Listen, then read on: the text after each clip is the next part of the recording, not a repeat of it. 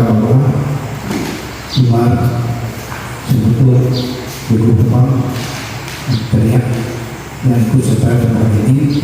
Kemudian para penyuluh yang kemarin tidak terpakiliran, hari ini terpakiliran. Baik, untuk mempersingkat waktu dan materi ini, mari kita bersama-sama buka materi ini dengan Bismillahirrahmanirrahim.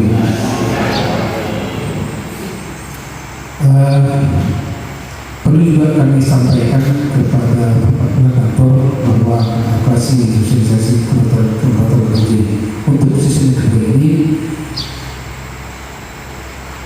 antaranya yang ikut kepala kawah Jakarta kebetulan beliau cuti, maka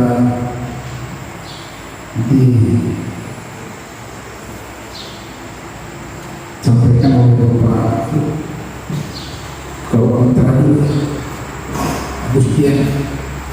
Kebetulan hari ini hanya sudah tugas yang disampaikan kepada kami bahwa kawahnya tidak ikut dan diserahkan langsung ke penyuluh PNS. Kemudian para kawah teriak, kemudian juga semua itu kepala kawah Alumar atau juga kepala Alumar ini diserahkan untuk para kawah Bengkayang, dan ini juga diserahkan pada sudah tugas diserahkan kepada kami dan penyuluh PNS. Kemudian pada kawah jadi lubang dan kemudian pada kawah sedih, dan ini dilimpahkan kepada Pak Fahmi. Kemudian untuk penyuluh non-PNS Sumurtung 3 orang, penyuluh non-PNS Teriak 2 orang, penyuluh non-PNS Kecamatan Bunga 2 orang, penyuluh non-PNS Jepil Berbang 3 orang, penyuluh non-PNS Kecamatan 17 1 orang, dan Lembah Bawang 1 orang. Kemudian di sini ada kita rekrut untuk Ibu PKMT Kabupaten Bengkayang 1 orang. Mudah-mudahan bisa kita jalankan, kita terima materi ini baik itu dari pihak kantor dan dari panitia demi kesuksesan di lapangan. Para penyuluh bisa menyampaikan apabila ada pertanyaan dari masyarakat. Baiklah, untuk itu saya langsung karena materi ini materi pihak kantor yang pertama, saya langsung untuk serahkan kepada Bapak pihak kantor, Bapak Haji Damsyah. Bila taufiq hidayah, assalamualaikum warahmatullahi wabarakatuh.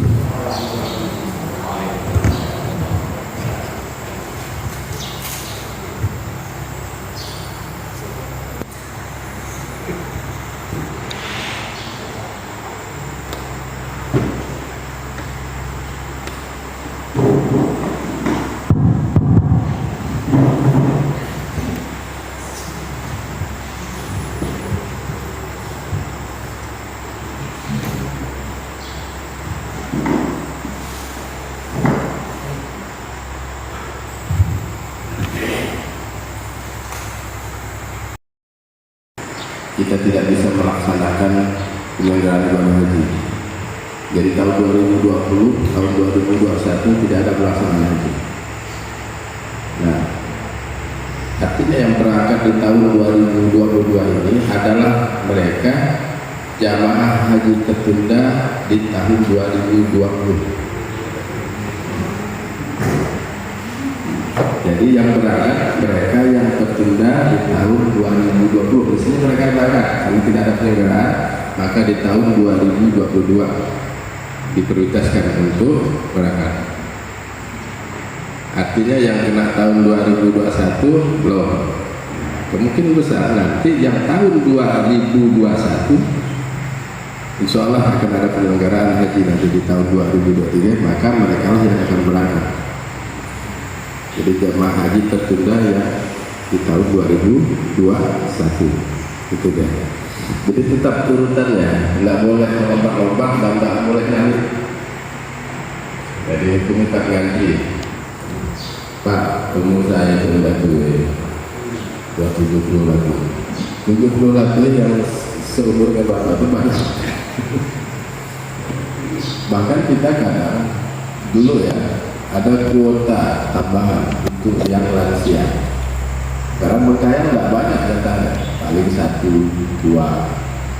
Nah, kalau 10 orang yang umurnya 75 ke atas, memang 75 ke atas ya, 75 ke atas, datanya misalnya 1, berarti harus ya dicek persaudaraan penerima umurnya sudah 75 ke atas dan antriannya yang sudah paling lama.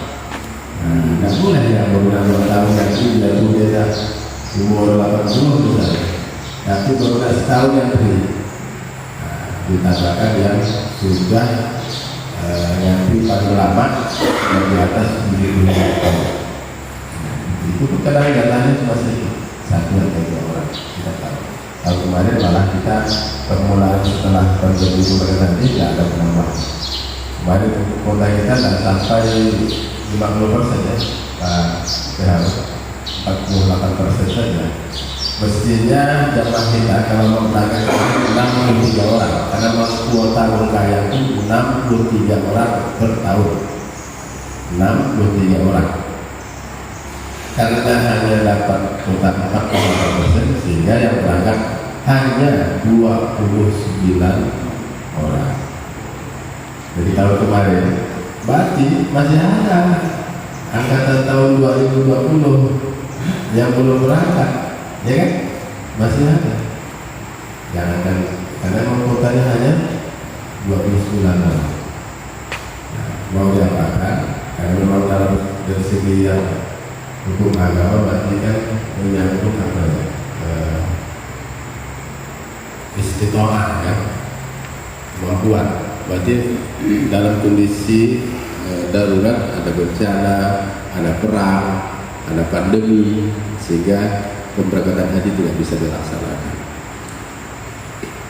Pemerintah tetap berkomitmen, khususnya melalui Kementerian Agama, tetap berkomitmen untuk penyelenggaraan haji yang lebih baik. Kita dari tahun ke tahun selalu mendapatkan nilai baik, selalu catatannya itu kita punya angkanya tahun 2021 itu 87 kalau tidak salah penilaian dari luar melalui kuesioner. Kita mendapatkan nilai yang cukup fantastis sebenarnya. Jadi tiap tahun itu naik angkanya. Itu penilaian terhadap penyelenggaraan haji oleh pemerintah, oleh petugas kita, baik mulai dari daerah di embarkasi ya, Batam sampai ke di tanah suci di Arab Saudi. Nah, di Arab Saudi juga ada petugas hajinya, malah itu gabungan petugas kita dari Kementerian Agama, dari berbagai unsur, dari tentara, polisi, dari kesehatan, lebih-lebih ya, dari kesehatan. Dan itu mereka melalui tes petugas haji. Nah, tes petugas haji memang ada dibuka setiap tahun untuk pembimbing ibadah haji dan ketua kloter, kemudian petugas haji yang lain-lain. Ini beberapa kawan KUA beberapa tahun sebelumnya yang hampir setiap tahun kita laksanakan ada tes rekrutmen petugas haji. Cuma sayangnya memang ada persyaratan tertentu yang itu kadang menjadi catatan juga. Syaratnya sudah berhaji. Meskipun demikian, sebenarnya aturan itu 60-40. Karena kebijakan ini selalu berubah. Nah, harusnya kan 40% yang belum berhaji, 60% yang sudah berhaji. Terutama petugas kesehatan. Petugas kesehatan itu lain polanya. Dia dapat jatah 2 tahun. Kalau dia pernah bertugas hari ini, tahun ini, maka dia bebas memilih apakah untuk tahun depan atau tahun berikutnya. Jatahnya 2 kali sebagai petugas haji dan tidak perlu tes. Nah, kalau kita Kementerian Agama tiap tahun harus tes. Tapi tidak usah khawatir. Saya tahu kebijakannya selalu berubah. Makanya saya selalu memotivasi kawan-kawan, biarpun misalnya dalam hati itu merasa tidak yakin kita lulus, ikut tes setiap tahun biar sampai hafal itu soalnya ya. Biar sampai hafal. Kalau tiap tahun saya pikir nanti bisa jadi kalau tahun ini angkanya dapat 60 misalnya, bisa jadi tahun 3-4 tahun ikut bisa 100. Itu jadi poin juga sendiri. Nah, soal berhaji dan tidak berhaji itu nanti bisa ada diupayakan itu soal kebijakan. Makanya kawan-kawan kalau ada rekrutmen haji silakan. Cuma memang porsi itu belum keluar, belum sampai ke di luar ASN Kemenang. Meskipun di provinsi ada jatah untuk ormas. Nah, kita juga tahu karena memang mungkin soal memberikan prioritas kepada petugas-petugas utama yang bertugas di bagian haji. Yang bertugas di bagian haji itu biasanya diberi prioritas. Pak Haji Ardani ini sekali ya, namanya petugas dapat jatah petugas haji tahun 2017 kalau tidak salah. 17. Ya tes juga, memang ada prioritas untuk yang mereka yang bertugas di bagian haji. Kami ya wajar-wajar saja karena memang dia ada urus haji. Apakah tidak lebih pikir? Tidak lebih pikir. KUA juga ngurus orang yang daftar haji, bisa ngantar, memberikan informasi juga sama. Saya dulu menjadi petugas haji waktu itu posisi masih kepala KUA di Sanggung itu tahun 2011. Nah, kemudian 2014 dikasih pendis. Nah, waktu itu coba-coba ikut tes. Setelah itu saya tidak pernah ikut tes lagi. Bagi-bagi dengan kawan. Sejak tahun 2014 nggak pernah lagi ikut tes. Pak Miftah itu pernah ikut tes 2 kali juga Pak Haji Miftah itu. Karena memang sudah syaratnya tadi dia diuntungkan karena sudah berhaji. Makanya saya sarankan dengan kawan-kawan kepala KUA termasuk penyuluh lah, mulai menabung haji, buka tabungan haji. Tidak usah banyak-banyak, 500.000 saja. Tapi berpasangan sama pasangannya masing-masing. Jadi istri 500, suami 500.000, ya kan? Buka tabungan. Nanti rasakan sendiri, rasakan. Saya sudah merasakannya, saya sudah membuktikannya. Begitu membuka tabungan, sepertinya rangsangan atau peluang untuk mengisi tabungan itu kuat sekali. Jadi tidak terbayangkan tabungan itu sudah terpenuhi sebelum target yang kita tentukan waktunya. Kuncinya mulai menabung. Kita membuka kerannya. Keran itu penting dibuka. Caranya menabung. Tapi bukan tabungan biasa, tabungan haji. Tidak akan berkurang, tidak akan hilang uangnya. Maksud saya, tidak kena bunga, tidak kena apa ya, tidak bertambah, tidak berkurang. Ya kalau kita isi di 500.000 ya 500.000. Nah nanti akan termotivasi kita isinya setiap bulan. Tidak masalah isinya 100.000, 50.000. Tapi tahu-tahu dapat rezeki langsung 25 juta kan congkoy. Kita tidak tahu. Yang penting kerannya harus dibuka dulu. Pak Fahmi misalnya, buka dulu kerannya. Narwanto mungkin sudah daftar ya Pak? Nah, besok mulai buka tabungan. Pak Selami sudah di mana buka tabungan? Sudah daftar belum? Di mana? Buka ya? Oh, alhamdulillah. 2018. Kalau Pak Haji Laukari dia sudah berhaji. Aman ya, aman.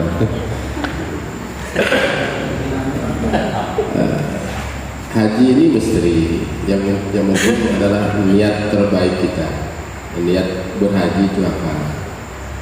Ya, itu yang penting niatnya. Kan untuk ziarah, ya kan, untuk beribadah. Ya memang itu sudah tuntunan. Niatkan saja untuk ibadah. Insyaallah Pak Zarhan sudah. Pak Kawayang ada. Bismillah. Pak penyuluh juga begitu. Penyuluh juga gitu. Saya sudah melakukannya dan membuktikannya. Saya kalau tidak pandemi mungkin tahun ini berangkat, tapi karena pandemi jadi geser. Akan tidak tahu kita gesernya berapa tahun, karena memang kuotanya tidak full 100%. Dan apalagi kita niatkan berangkat bersama pasangan kita masing-masing. Nikmatnya luar biasa. Karena saya menyaksikan betapa orang yang pergi berhaji dengan pasangan masing-masing seperti bulan madu. Seperti bulan madu. Waktu itu saya hanya membayangkan karena kita sendirian, betul kan? Tapi luar biasa lah kenikmatan beribadah dengan pasangan. Karena namanya kita beribadah dengan pasangan masing-masing, ini kan kita menguatkan rasa batin kita dengan pasangan kita. Perjuangan dari nol misalnya, membina rumah tangga, ya kan? Berangkat hajinya sama-sama. Akan berbeda kalau kita berangkat hajinya sendiri. Padahal perjuangan membangun rumah tangga bersama-sama, tapi begitu berangkat haji kok sendiri, tidak enak aja, tidak enak. Bismillah dengan pasangan masing-masing. Boleh nanya Pak, seandainya ini kan udah tua, terus daftar sekarang nunggunya berapa tahun? Nah, itu nanti tanya Pak Ardani berapa tahunnya. Tidak usah dibayangkan berapa tahunnya itu. Yang penting Bismillah daftar haji. Itu aja. Kebijakan namanya haji ini ibadah yang misteri, Pak.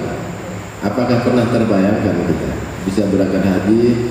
Saya malah dulu membayangkan ya Pak. Wah, udah pensiun baru bisa daftar haji.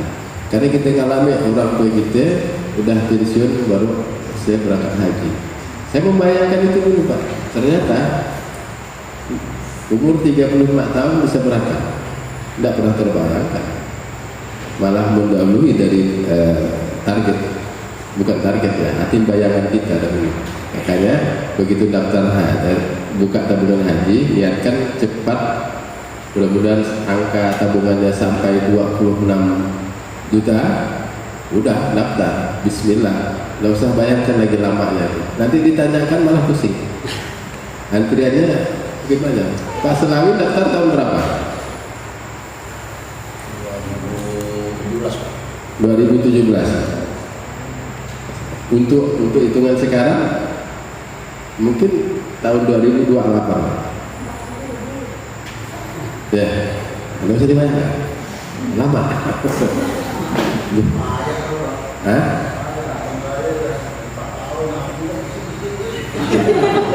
Tabungan apa ya? Tabungan haji bukan? Hah? Tabungan haji? Dari isi. Balik ke balik.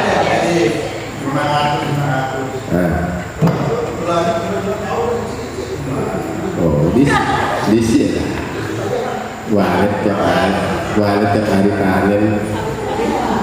Bismillah Allah.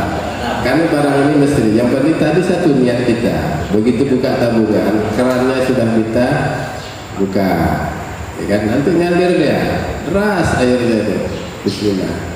Memang harus diisi kalau mau diisi. Jangan sampai tabungan biasa. Nanti tabungan biasa sedikit tidak diambil. Tabungan haji tidak diambil dan kita harus mengisi. Itu trik teknik saja. Ya, kawan-kawan bisa tahu dapat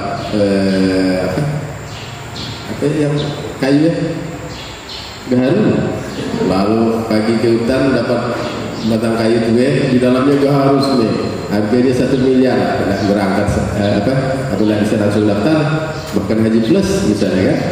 Allah Maha Tahu, Maha Kuasa.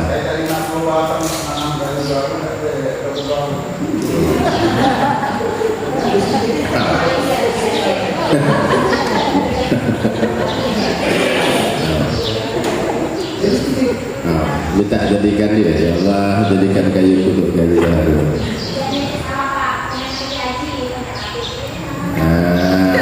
Ini kali. Apa? Niatnya lain Pak, mau bini haji. Ya, baik, intermezzo geram. Nah itu trik atau teknik. Semua orang punya cara triknya masing-masing. Tapi yang penting adalah niatnya yang harus dikuatkan, sekaligus diimbangi dengan ikhtiarnya. Niatnya betul-betul dituluskan, insya Allah dipermudahkan. Kita kan tidak mampu. La haula wala quwwata illa billah. Minta permampukan dengan Allah. Tiap hari kita berdoa, ya Allah permampukan aku. Kita tidak ada daya upaya, minta Allah yang mempermampukan semuanya perjalanan niat kita dan ikhtiar kita. Niat dan ikhtiar kita. Minta semuanya Allah, minta permampukan. Kalau mengandalkan daya kita, saya yakin tidak akan bisa-bisa. Kayak gini. Kadang untuk menyangkut ibadah, kayak gini. Kalaupun ibadah nanti mungkin banyak hal bisa terjadi. Ada cerita kawan. Ini cerita ya asli. Fakta di Lidung, orangnya masih hidup. Saya ajak daftar haji. Saya minta harus dengan istri. Aduh, mana Pak ini? Tapi dia punya kapling sawit.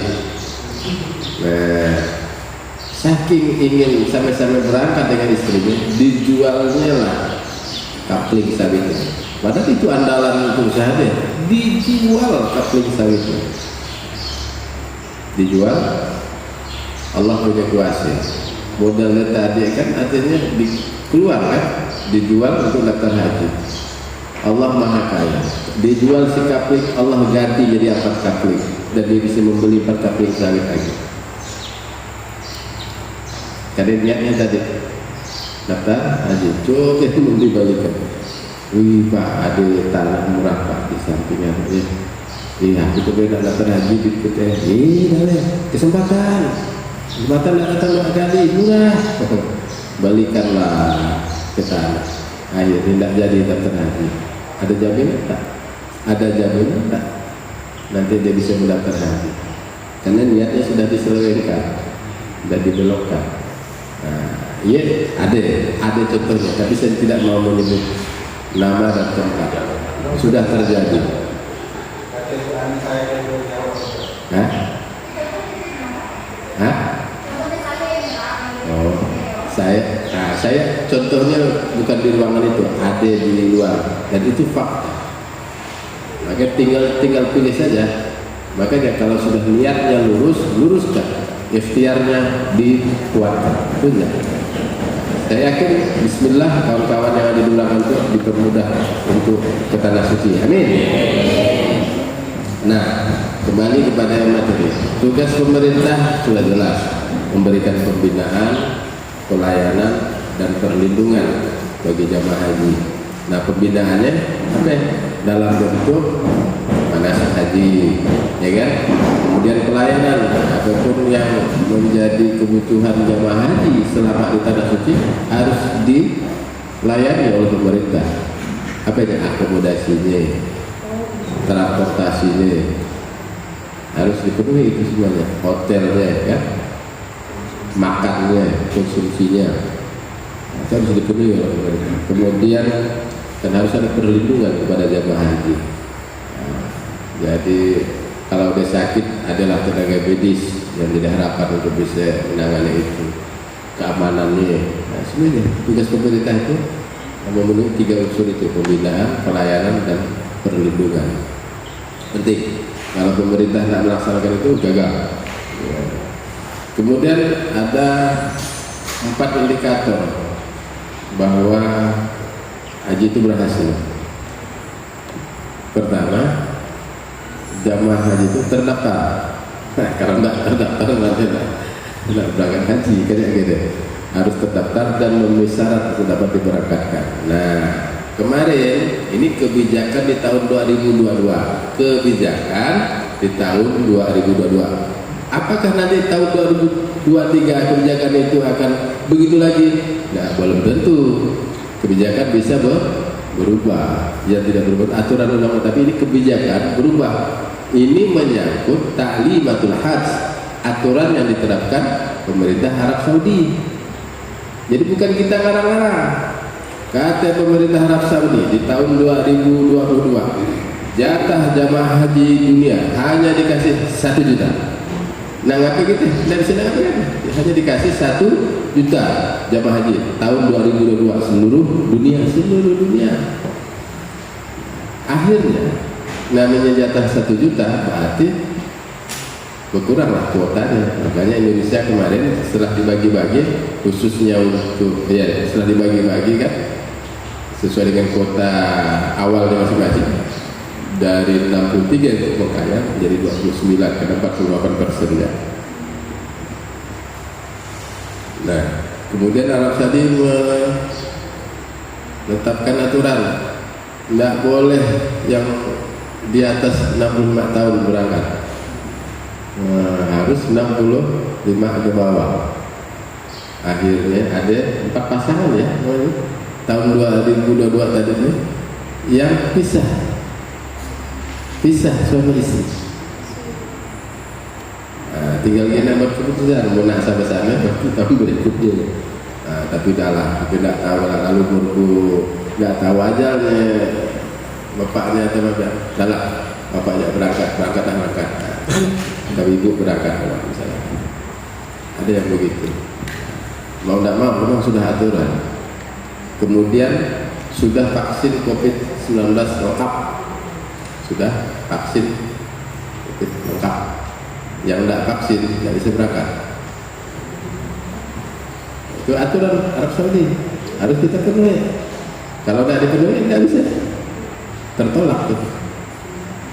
Nah, kemudian wajib menyerahkan hasil tes PCR negatif COVID-19 yang dilakukan dalam waktu 72 jam sebelum berangkat. Harus vaksin tes PCR. Itu Arab Saudi yang menentukan, meminta aturan itu. Jadi lalu kenapa saya tidak bisa berangkat Pak? 1, kuotanya terbatas. 2, umur Bapak 65 ke atas. Tapi aturan, tidak bisa kita maksakan diri. Nak protes, nak demo-demo tidak bisa. Arab Saudi yang menentukan. Kuotanya pun dibatasi. Sehingga kemarin khusus untuk Kalbar kita totalnya yang bisa berangkat di tahun 2022 itu 1150. Yang paling sedikit landak ya, landak 26 orang. Selisih 3 orang lah dengan mengayakan. Kalau Pontianak karena kuotanya besar, dia masih dapat 279, Singkawang 50, Mempawah 82, Sambas 143, kemudian Ketapang 113, Siburaya 139. Mengapa kita kok banyak sampai ratusan? Karena jumlah penduduk Muslimnya lebih banyak. Kita berapa ya? Terus biaya yang ditetapkan ini biaya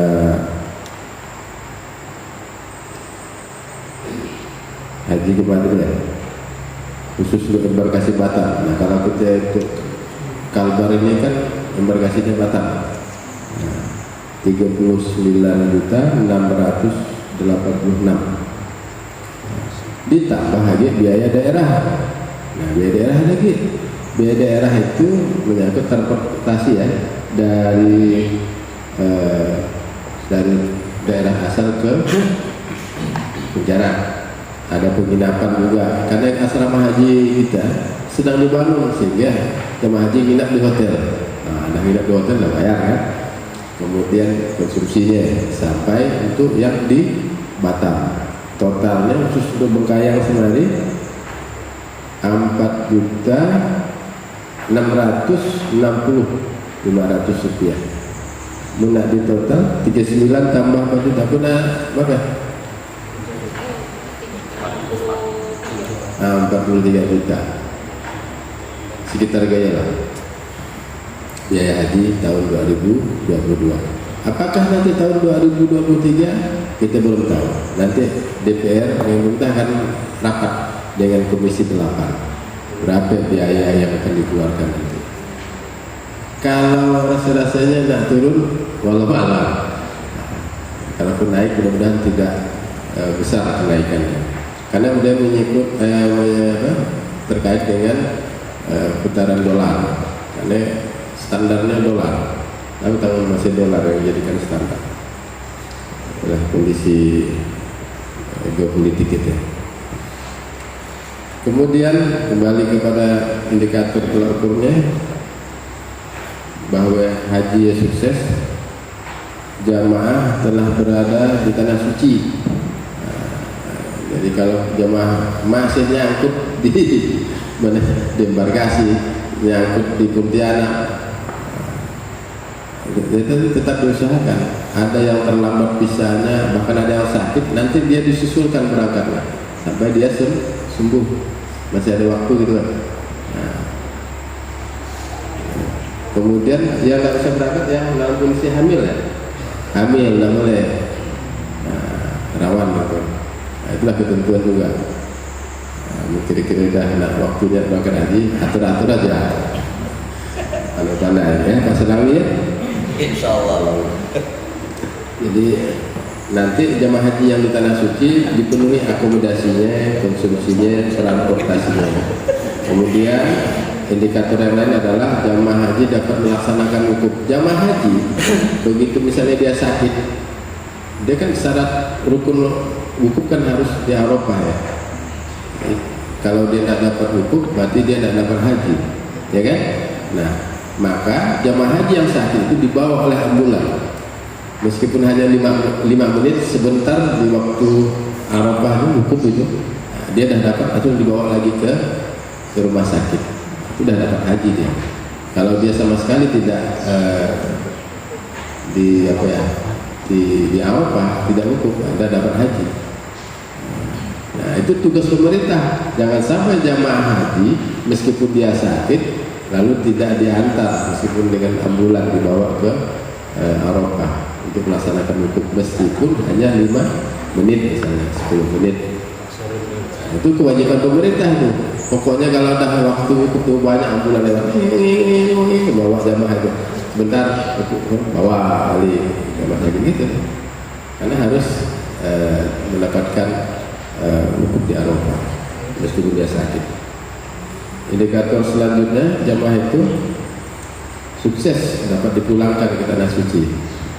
Sampai ada jamaah haji kita tertinggal di tanah suci, berarti tidak sukses pemerintah. Masih ada jamaah yang tertinggal.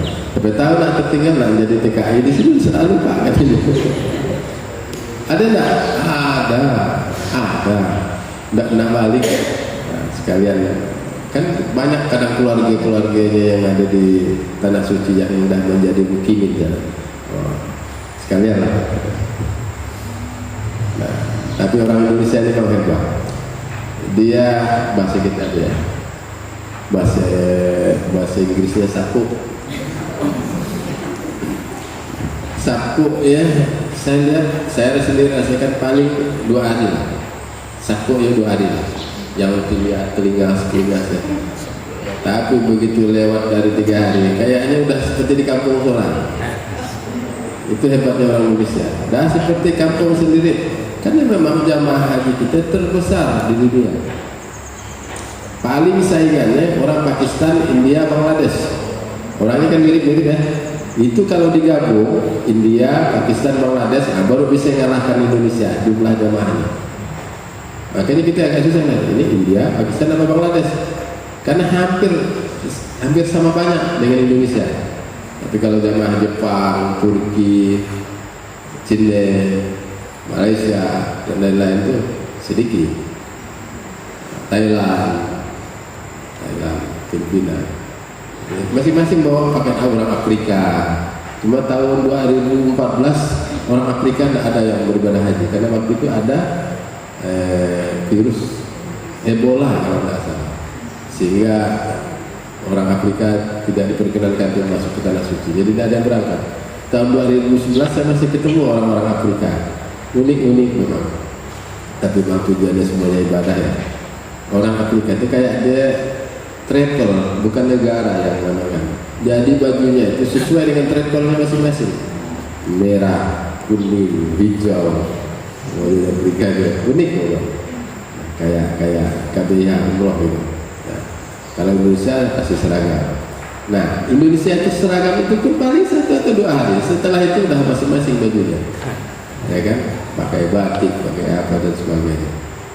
Intinya 2 hari dah sapunya, dah 3 hari hilang sapunya. Seperti kampung sendiri. Bis dari hotel ke Tanah Suci itu 24 jam, gratis, free. Mau jam berapa kita berangkat ke Masjidil Haram, pokoknya bis itu ada terus. Mau berapa orang yang ada berdiri di depan hotel itu, 7 orang saja, naik, udah jalan. Nanti ada lagi bis belakang, berhenti, ditunggu deh, dapat 3-4 orang, jalan. Itu udah putus-putus, 24 jam pelayanan, free, mudah sekali sebenarnya. Jadi tidak usah dibayangkan gimana ya ibadah, soal mengasihkan, asik.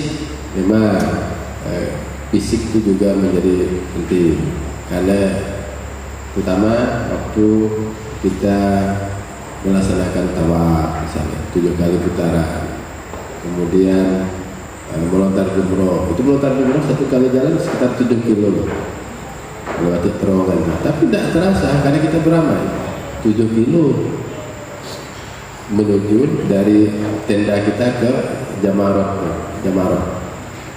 Nanti kita melempar 3 Jamarot itu, nanti balik lagi, berarti 14 kilo. Itu tidak terasa, asik, ibadah itu asik. Ada yang tidak mampu ya nanti dibadalkan, bisa bayar dam kan, nanti bisa. Tapi bismillah, semuanya saya yakin semuanya tidak terbayarkan. Ada anak muda sehat begitu di Tanah Suci sakit-sakitan, ada orang tua yang waktu di Indonesia misalnya di tanah air sakit-sakitan begitu di sana sehat-sehat. Jadi Allah Maha Kuasa sebenarnya. Makanya jaga betul niat, kita tidak ngaku di sini, penting menjaga niat.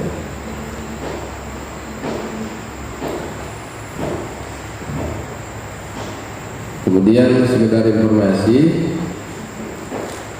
untuk tahun 2022, jadi layanan konsumsi itu udah 3 kali, jadi kita makan 3 kali. Beda dengan dulu itu kita mau masak dulu, malah sebelumnya kita masak sendiri. Jadi 2011 ingat saya, umat pagi haji bawa langsung maju. Nah gimana dia membungkusnya belacan, karena tidak boleh kalau bau, tidak boleh, tapi tidak ada bau semua, memang berlapis-lapis ya. Bawa usuk, bawa baras, karena di tahun 2011 itu masak. Nah, layanan itu hanya di Ardina waktu kita melaksanakan jumroh itu. Nah, kalau di Mekah kita masak sendiri. Nah tahun 2014 udah dapat makan 2 kali, sarapan nggak ada, udah makan 2 kali, sarapan nggak ada. Berarti masih masak, ya kan? Jadi banyak orang jual apa namanya magicom yang kecil-kecil ya. Begitu udah balik haji banyak ditinggal. Nah, karena saya petugas haji dulu, saya kumpulkan barangnya, karung-karung. Kemana akhirnya? Kami sedekahkan ini kepada mukimin yang tinggal sini, namekan magicom semua, pokoknya berkarung-karung. Karena saya bagian tukang sisir, wajib petugas menyisir. Namun yang ada tertinggal dompetnya, baju, barang-barang, tas masih ada. Bahkan kami menemukan dompet. Bayangkan saking gopohnya kali kan. Nah, kalau yang magicom memang sengaja ditinggal barang-barang seperti ya, kadang sal, pokoknya berkarung-karung lah, mencari timbul kembali. Karena petugas harus menyisir. Bahkan jamaah yang mau didorong ke Arafah mau wukuf itu ke Musdalifah ya, jadi itu dicek, itu disisir juga masih ada tidak jamaah yang tertinggal. Ada itu yang tertinggal masih dikemas, balon mandi dan sebagainya, padahal bisnya udah mau didorong itu. Ya macam-macam lah jemaah ini kan dengan kendaraannya masing-masing. Nah, jadi kembali ke konsumsi, dapat lahir ke suci 119 kali selama di tanah suci. Di Mekah 75 kali, di Armina 16 kali, di Madinah 27 kali, di bandara 1 kali. Lauknya 3 kali telur, 5 kali daging, 6 kali ayam, dan 7 kali ikan. Terus bapak, sudah masakan Indonesia, tidak usah khawatir. Nak merasakan masakan Arab, beli banyak dijual. Nasi apa namanya? Nasi mandi kebuli, oh lezat. Nah biryani, jadi nak pakai ayam atau nak pakai kambing, lembut begini. Nak bayangkan lembut pandainya orang sini masak.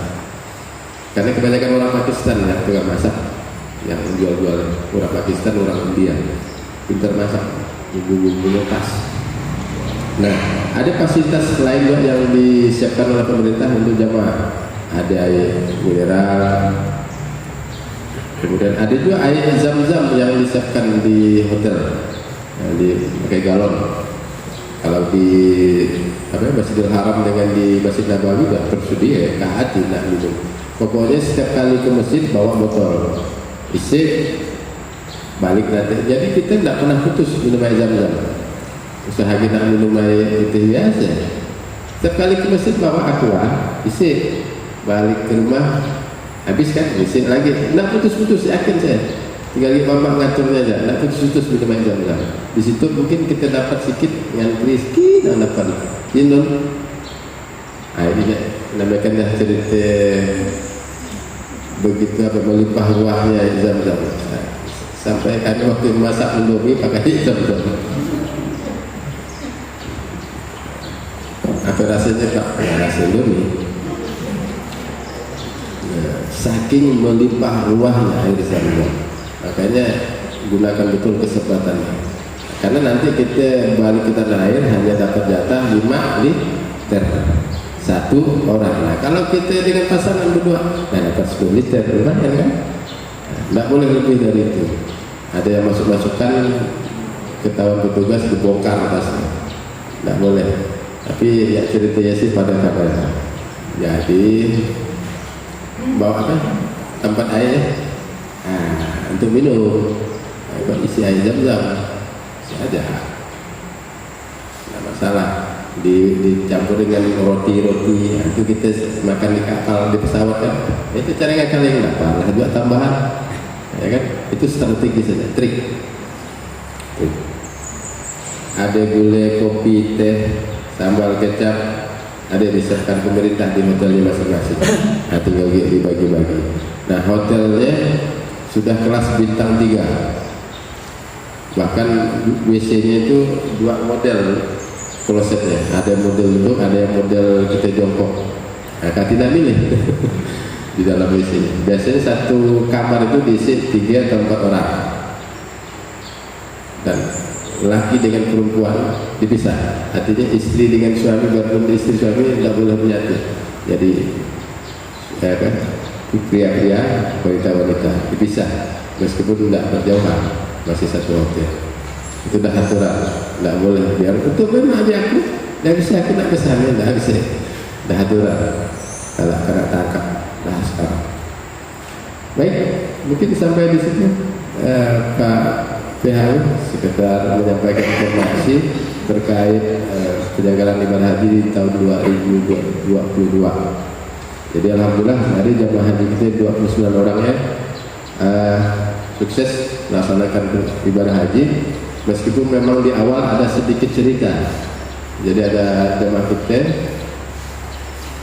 pisahnya belum keluar waktu mau berangkat. Akhirnya udah mau dia pisah dengan istrinya pesawat waktu berangkat. Tapi dari sini dah ketemu. Waktu naik pesawatnya bisa sedih juga, gara-gara pisah terlambat.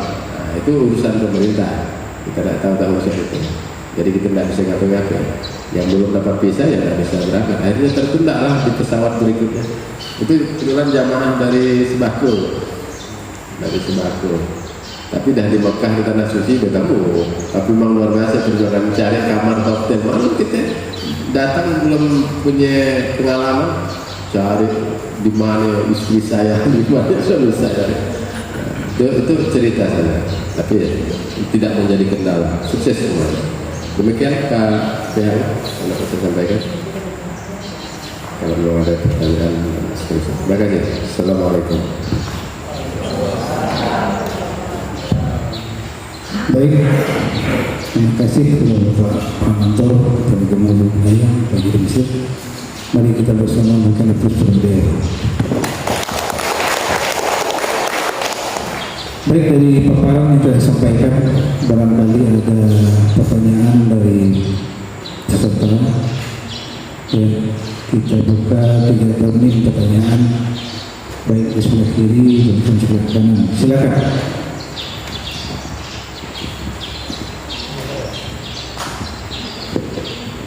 Assalamualaikum warahmatullahi wabarakatuh. Sebut namanya Pak.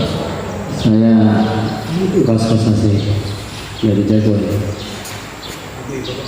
Ini mau bertanya, maaf sebelumnya, mengenai dana tabungan haji yang ditabung oleh peserta haji dari sekian, ya dari Indonesia itu. Selama kan banyak juga yang lunas ataupun yang sedang berjalan, itu sama pemerintah kemana diolah seperti apa, dan tak pernah mungkin masyarakat yang nabung tidak dikasih tahu pengelolaannya. Mungkin untuk diketahui sama apa ya, peserta haji juga.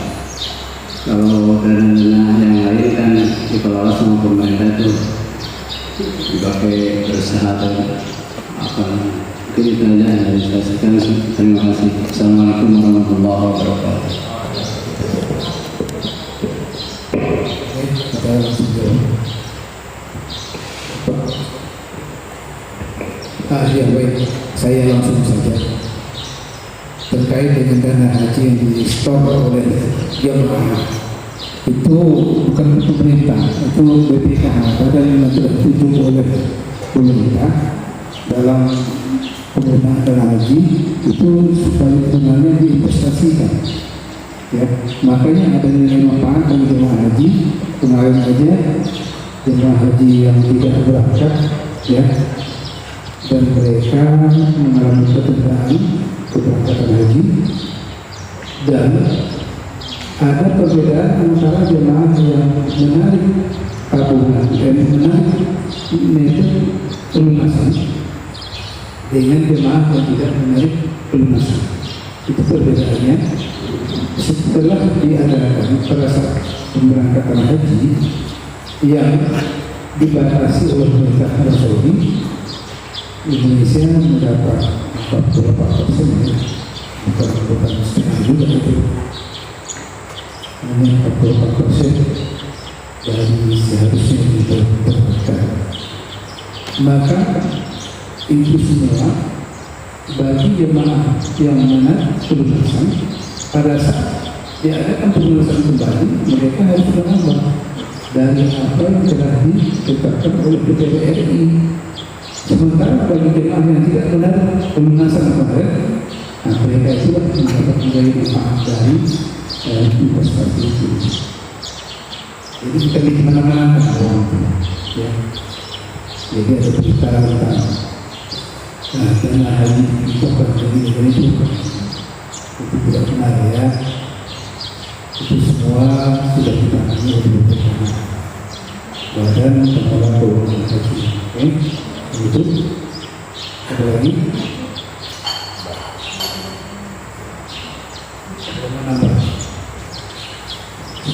Nanti bisa dicek di websitenya BPKH, itu yang badan yang mengelola keuangan haji Indonesia. Jadi bukan lagi Kementerian Agama yang mengelola, ada badan. Nah, pengelolaan itu dengan menggunakan hadis manfaat ini, biaya haji itu sesungguhnya tidak sebegitu. Katakanlah kita tahun ini berangkat 39 juta, semestinya biaya haji itu hampir 100 juta. Nah, dari mana teman-teman? semacam ada manfaat kayak subsidi juga. Jadi dana itu digunakan untuk jamaah. Biaya yang digunakan pemerintah itu hampir digunakan di atas 100 juta satu orang Pak. Jadi sebenarnya yang Bapak setorkan itu yang kita bayar 39 juta itu tidak cukup untuk biaya. Dari dana itu juga digunakan untuk mencukupi kekurangan yang tadi separuhnya itu. Nah, gitu Pak. Jadi tidak kemana-mana uangnya.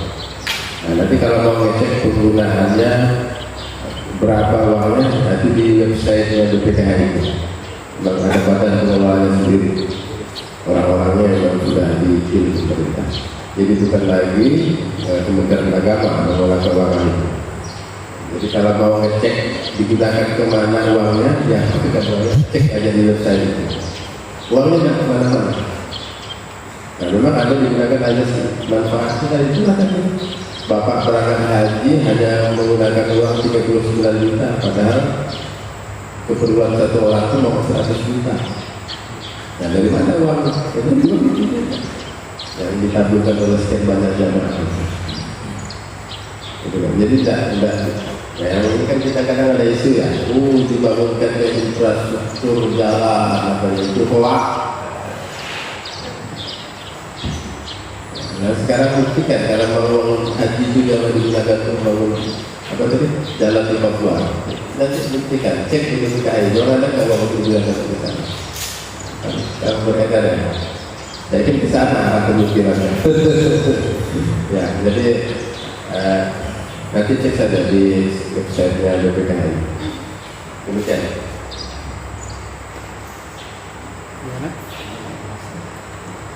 Gimana? Sudah, ada lagi? Silakan. Ya, Min. Nama ya.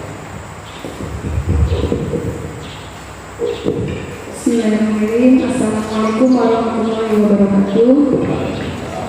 Saya Cucu Sukmawati Pak dari PT Babang ingin menanyakan mengenai usia calon jamaah haji tadi, seperti yang dijelaskan oleh Pak Haji Damsyah tadi, bahwa kebijakan pemerintah Arab Saudi tahun ini kan usia jamaah calon haji itu di bawah 65 tahun ya. Nah, kemudian berarti kan yang di atas 65 tahun itu otomatis tidak bisa berangkat ya Pak. Kemudian kalau seperti itu apakah diberangkatkan di tahun berikutnya atau bagaimana? Atau memang tidak bisa sama sekali berarti ikut haji? Mungkin itu saja Pak yang saya tanyakan. Terima kasih. Assalamualaikum warahmatullahi wabarakatuh. Waalaikumsalam warahmatullahi wabarakatuh. Langsung. Itu kebijakan di tahun ini. Nah, apakah nanti di tahun 2023 kebijakannya sama? Walau alam, kita belum tahu. Tapi insya Allah berangkat. Artinya kita berharap kebijakan ini harapan kita tidak lagi berlaku di tahun 2023. Berarti mereka yang umur 65 ke atas bisa berangkat. Arab Saudi itu pernah mengusulkan ke Indonesia jamaah haji yang tua-tua itu tidak usah disuruh berangkat haji. Itu pernah. Tapi kan orang daftar haji kan waktu muda, begitu ngantri sekian panjang tahun ya, umurnya udah 80, ada sudah berangkat. Jadi alasan pemerintah ini masih sangat kuat dan punya alasan yang argumentatif sehingga sampai sekarang jamaah haji yang lansia di atas 65 atau 70 masih bisa berangkat. Hanya kita ya tentunya berdoa dan berharap bahwa kebijakan di tahun 2023 tidak ada lagi ketentuan 65 ke bawah yang berangkat. Bismillah, mudah-mudahan. Ya seperti tahun-tahun sebelumnya tidak ada pembatasan umur. Cuma karena memang ini pandemi sehingga ada syarat khusus. Jadi pemerintah Arab Saudi mungkin tidak mau menanggung risiko yang berangkat yang tua-tua. Yang tua-tua itu sudah misalnya dah resti, apalagi yang dah resti, risiko tinggi penyakitan yang dah tua-tua. Nah, kan akan misalnya dampak COVID mungkin lebih mudah menyerang mereka yang umurnya sudah lanjut. Nah, itu pertimbangan kesehatan saja, pertimbangan kesehatan aturan itu. Ya Bismillah, kebijakan itu nanti 2003 mudah-mudahan kan masih tersisa, angkatan 2020 masih ada yang belum berangkat, dan mudah-mudahan kuotanya normal, tidak lagi persen-persenan, 100% lah gitu lah sholat. Jadi tetap yakin berangkat, rumusnya itu yakin berangkat. Kebijakan pemerintah berubah sesuai dengan ketentuan ta'limatul hajj atau kondisi yang ada. Kalau pemerintah rasa tidak menerapkan demikian, kita tidak bisa berbuat apa-apa. Sebetulnya seminggu sebelum penutupan gate itu awal masuk jemaah haji seluruh dunia ditutup, kita sebenarnya mendapat kuota kalau tidak salah 10.000. Tapi siapa yang mau ngurusnya? Dalam waktu seminggu 10.000 jamaah itu persiapannya berbulan-bulan. Mau 6 bulan persiapan ini seminggu. Ya tidak mampu lah. Ya mudah-mudahan kuota 10.000 nanti ditagih oleh Pak Menteri Agama, oleh pemerintah, dimasukkan di tahun 2023. Amin. Ya, itu. Terima kasih. Saya tambahkan ya, kemarin hasil pertemuan kami PHU setelah pada saat pertemuan dengan Bapak Dirjen PHU bahwa menyatakan untuk umur usia 65 tahun itu sifatnya sementara. Jadi artinya Bapak Ibu boleh menyampaikan ke masyarakat itu tidak lama, artinya sifatnya sementara, bukan permanen. Ya. Nah, itu barangkali ada yang lain, silakan. Ya kita ambil sebelah kiri dulu ya. Bismillahirrahmanirrahim. Assalamualaikum warahmatullahi wabarakatuh. Saya Yuliastuti dari Kecamatan 17. Saya mau bertanya berkaitan dengan tabungan haji. Untuk tabungan haji itu apakah ada departemen khusus yang menangani tentang tabungan haji itu sendiri atau tergantung kebijakan masing-masing orang yang ingin menabung? Mungkin itu saja dari saya. Assalamualaikum warahmatullahi wabarakatuh.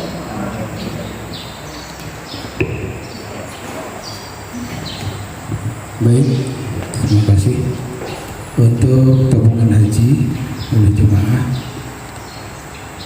setiap calon jemaah yang datang untuk mendaftarkan diri, ya pertama harus membuka tabungan di bank penyemastor haji. Ya artinya kalau kita di sini yaitu BSI ada 3 BSI itu yang disediakan. Satu dulunya Bank Mandiri Syariah, Bank BNI Syariah, dan Bank BRI Syariah. 3 klub jadi 1 BSI, Bank Syariah Indonesia. Di situ para jamaah datang untuk membuka tabungan awal sebesar 25 juta. Artinya para jemaah itu mendapatkan porsi. Setiap uang yang kita setorkan sebesar 25 juta, itu nanti Bank BSI itu mengeluarkan nomor validasi. Artinya uang Bapak Ibu itu sudah masuk ke BPKH yang telah ditunjuk pemerintah, Badan Pengelola Keuangan Haji, bukan kemana-mana. Itu sudah ditunjuk langsung, ya, bukan lagi diolah oleh Kementerian Agama. BPKH itu yang menangani uang Bapak Ibu yang masuk di setoran tadi, ya. Kemudian untuk keperluan-keperluan lain, setelah nomor validasi itu terbit oleh Bank Pengestoran Haji, maka Bapak Ibu datang ke Kementerian Agama untuk mendaftarkan diri. Dia mendaftarkan diri. Nanti akan saya jelaskan itu materinya saya. Ini Bapak Ibu nanti tinggal nunggu apa yang akan saya sampaikan nanti, ya. Boleh ada tambahan dari Bapak Kepala? Sedikit tambahan. Jadi menabung haji itu sekarang di Bank BSI. Kalau dulu tahun-tahun sebelumnya kita menabung di bank konvensional. Termasuk saya, dulu saya di BRI, tabungan haji juga, tapi di BRI. Nanti begitu kita mau berangkat, maka tabungan haji kita itu dikonversi ke BSI. Nah, itu kan gabungan dari BRI Syariah, BNI Syariah, Mandiri Syariah, bergabunglah menjadi Bank Syariah Indonesia. Jadi bank itu khusus untuk kayak kita nih ya, yang bertetangga dengan Singkawang dan Sambas. Di Bengkayang itu belum ada banknya, yang ada di Singkawang dan di Sambas. Jadi kalau mau nabung haji saat ini di Sambas atau Singkawang boleh. Kati nak milih mana yang dekat dengan rumah. Nak ke Singkawang, mun balah cap kalam teraduk ke Singkawang lah buka tabungannya. Kalau orang Jagoi Babung, Jagoi Babang ke Sambas. Nah, berapa Pak? Ini tadi saya tekan 400 buka tabungan haji sejuta. Nanti kalau udah cukup 26 juta tabungan kita, barulah pergi ke kantor Kementerian Agama mendaftar haji supaya dapat nomor porsi. Nah, nomor porsi, nomor urutan nanti ya. Bukan nomor kursi, porsi. Ada orang nyambut nomor kursi Pak. Memang nak jadi anggota dewan dapat nomor kursinya. Nah, jadi nabungnya di BSI. Ada Pak yang bantu. Nah, bantu mungkin ada lewat apa? Mungkin ada pengalaman dapat dari mana? Travel apa yang mau nabungkan saja, tapi tetap nabungnya di bank yang memang sudah ditunjuk pemerintah, yaitu Bank BSI. Bank Kalbar ada Pak juga Pak syariahnya, belum ditunjuk pemerintah, jadi tidak boleh Bapak Ibu nabung haji di Bank Kalbar karena tidak ada penunjukan dari pemerintah, jadi tidak bisa dinabung di bank syariah Bank Kalbar. Nabung biasa bisa. Intinya saat ini kalau mau nabung haji di Bank BSI, bukanya di mana? Di Singkawang atau di Sambas, karena Bengkayang belum ada. Nah, itu Ibu ya. Bisa jelaskan. Jelas. Nah, isuk nabung udah. Nah, 17 kan? Nah, ke Sambas. Ke Sambas. Gimana Bu Haji? Sudah ya. Ada lagi? Udah lebih satu lah. Sebenarnya 3 ya. Kenapa ya Mas? 5 pun boleh. Assalamualaikum warahmatullahi wabarakatuh. Yang ingin saya tanyakan tadi, ingin tahu juga ada masalah yang katanya kan selain haji yang reguler itu ada haji plus ya. Nah, siapa tahu ada haji kan katanya kuotanya lebih cepat gitu pemberangkatannya. Nah, saya pengen tahu nih haji plus itu seluk-beluk seperti apa Pak? Mungkin itu aja Pak. Ada pertanyaan dari saya. Assalamualaikum warahmatullahi wabarakatuh.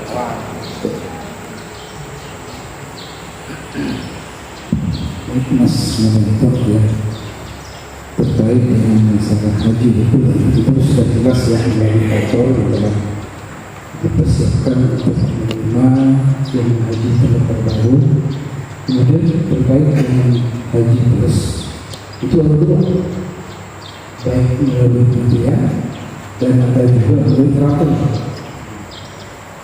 Kalau melalui kementerian ya jelas kemudian tidak pernah haji plus. Tetapi kalau di tingkat provinsi ada KW itu ada ya. Tapi sekarang saya dengar info dari pihak haji plus saja ada masa waiting list, ada masa tunggu sudah 7 tahun sekarang ya, dengan biaya berapa ratus ribu ya, haji plus.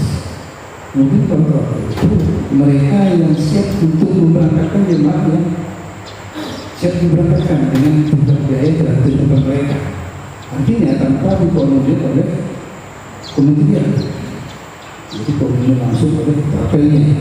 Jadi masalah tim tanggung jawab mereka itu kalau jemaah berangkat melalui travel mereka ya, di luar dari tanggung jawab Kementerian Agama. Itu saja. Baik. Tadi sudah disampaikan Pak Kasih, haji plus saja antriannya sudah 7 tahunan kita begitu. Apakah kita bisa? Itu biasanya lewat travel yang memang sudah ditunjuk, ya, ada penunjukan, artinya dia memang punya legalitas untuk melaksanakan ibadah haji plus, dan kuotanya memang ada. Kota kita itu kan 221.000 ya, sekitar kota normal 221.000 kalau normal kotanya yang berangkat satu tahun, pada tahun berangkat sekitar, kalau tidak salah sekitar 17.000 atau 18.000 itu adalah kuotanya haji plus. Nah, jadi ada, kalau pemerintah dibagi, nah itu pengelolaannya oleh travel yang memang punya legalitas diizinkan oleh pemerintah.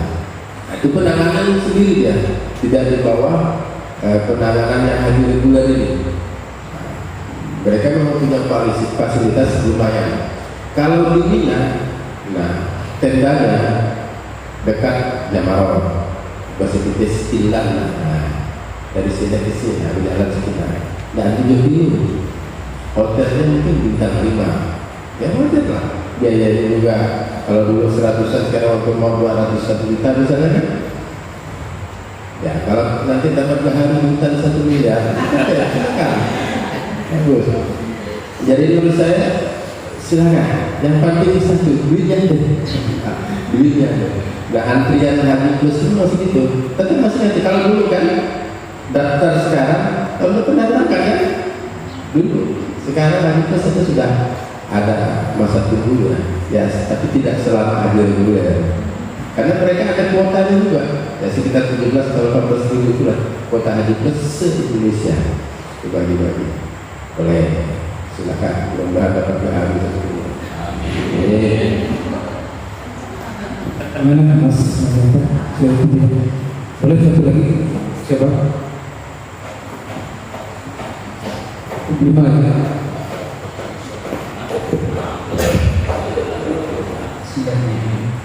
Terima kasih kesempatan yang diberikan kepada saya. Yang ingin saya tanyakan tadi dari Bapak Anak menyampaikan, Nama saya Yulianto dari Lumah,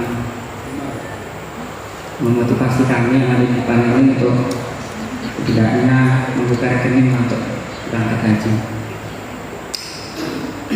Yang ingin saya tanyakan, dari pengalaman Bapak, adakah amalan itu Bapak? Jangan cuma motivasi, minimal ada amalan ya buat kami ini untuk ya kali-kali tembus gitu kan. Nomor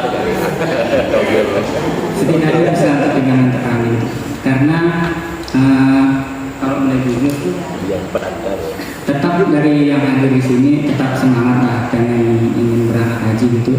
Kalau saya pribadi tadi sebenarnya ada petugas haji itu salah satu lowongan, tapi ternyata udah di-cut, udah dipotong salah satu syaratnya harus sudah haji. Itu jadi kayak lowongan pekerjaan, tapi syaratnya sudah mempunyai pengalaman kerja selama sekian tahun itu, padahal kita belum bekerja. Jadi karena udah mentok gitu tadi, ya udah kita tadi mungkin ada pengalaman pribadi yang bisa jadi kami pegangan untuk melakukan ya langkah awal lah, membuka tabungan. Bahkan ada kawan juga yang udah buka tabungan tapi nggak berisik-berisik kan. Mudah-mudahan setelah dikasih pencerahan atau semangat kayak gini, nanti yang hadir di sini segera membuka rekening. Terima kasih. Assalamualaikum warahmatullahi Waalaikumsalam. Langsung saya jawab ya. Rumusnya satu. Setiap sikap, langkah, tindakan kita ini kan sebetulnya doa ya. Doa. Maka sikap, kata, perbuatan kita harus sudah kita arahkan untuk memantaskan diri kita untuk pantas ke sana. Tapi itu semuanya rahasia Allah, rahasia Allah. Urusan pantas dan tidak pantas itu Allah yang menentukan. Tapi kita berikhtiar untuk memantaskan diri kita. Layakkah kita sudah di poin itu. Nah itu tapi jangan berjasa, itu ukurannya bukan kita tapi Allah. Terbaik menurut kita kan belum tentu terbaik menurut Allah, tapi kalau sudah terbaik menurut Allah, yakinlah itu terbaik untuk kita. Nah satu itu ikhtiar membataskan diri dengan keyakinan bahwa setiap sikap langkah dari kita dalam doa. Yang kedua, ada yang melanggar. WA-nya nanti cerita, kirim khusus.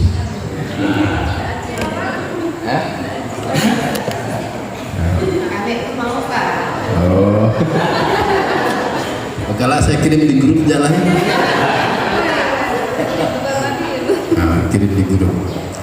Memang amalannya agak khusus dan itu diijazahkan. Itu kan ikhtiar juga ya, doa itu ikhtiar. Nanti istilah nanti saya janji nanti saya kirim jalahi karena seorang yang bertanya rasanya berbagi, nanti kita kirim lewat WA aja. Bismillah, makasih sudah ingatkan. Ada amalan.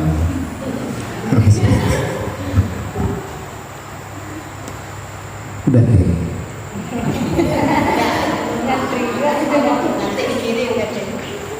Baik. Untuk abang yang bertanya tadi, memang ada suatu amalan. Saya memang harus, kalau udah ditanya memang harus sampaikan. Ya.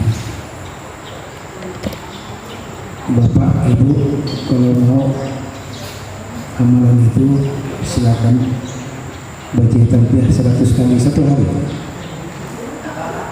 Talbiyah.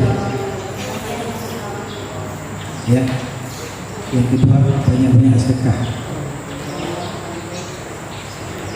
Sedekah itu boleh pakai materi, boleh juga pakai tenaga, dan boleh juga pakai pikiran.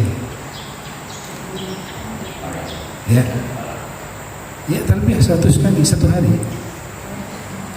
Kalau Bapak Ibu tahu dengan artinya, aku membeli panduanmu ya. Sudah jelas itu kan? Artinya kenapa kita dimotivasi seperti itu? Nanti Pak Haji Damsir lain, itu amalan lain khusus, pakai ayam betaji, bulu selasih ayam betaji. Saya enggak, saya langsungkan aja biar makin diberikan makin banyak amal ya, seperti itu. Satu talbiyah 100 kali satu hari.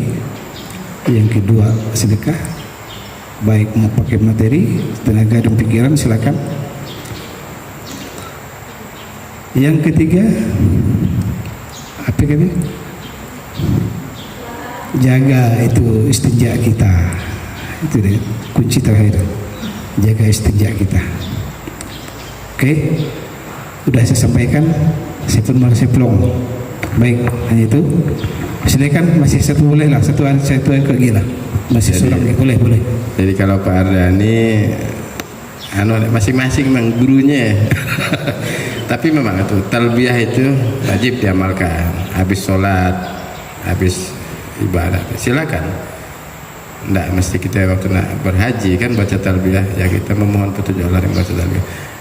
Kalau Pak Ardhani tadi sudah ngasih amalan, nanti karena saya dah jadi, nanti saya kirim seharusnya di grup lah. Tapi di grup apa ya? Saya kirim lewat kawan aja lah, nanti kawan teruskan ke penyuluh aja nanti. Nah, bismillah, masing-masing amalan itu masing-masing pengusaha, karena gurunya masing-masing. Ini guru-guru masing. Ya, tapi kembali ke kita semuanya, yakinlah Allah yang mempermampukan, bukan kita. Allah yang mempermampukan. Ya Allah, permampukan aku nak berhaji. Allah yang permampukan kita, bukan kita. Keyakinan itu harus dibangun kuat, itu ketauhidan. Terus apa tadi yang di belakang nanya, Abang? Silakan, ada satu lagi. Nyari. Assalamualaikum warahmatullahi wabarakatuh. Saya Irmawati dari dari penyuluh dari Cekalan. Yang mau saya tanyakan Pak, di layar kan ada daftar biaya penambahan haji Pak ya. Jadi pergi haji dan juga biaya umroh juga Pak. Nah itu saya pengen tahu jadi berapa gitu Pak gambarannya gitu biar kita bisa tahu berapa biaya haji dan berapa biaya umroh. Itu saja Pak yang bisa saya tanyakan. Terima kasih Pak. Baik, nanya tambahan berarti kan kalau nanya tambahan itu berarti kan harus terdaftar jadi jemaah haji. Oke, dan tahu belum? Baik, sebagai penyuluh wajib mengetahui ya, bukan lantaran kita sudah berhaji atau belum sudah tentang uang tambahan haji segala macam. Baik, untuk biaya haji ya dari porsi yang 25 juta kemarin kita masukkan lewat bank pengasetoran BSI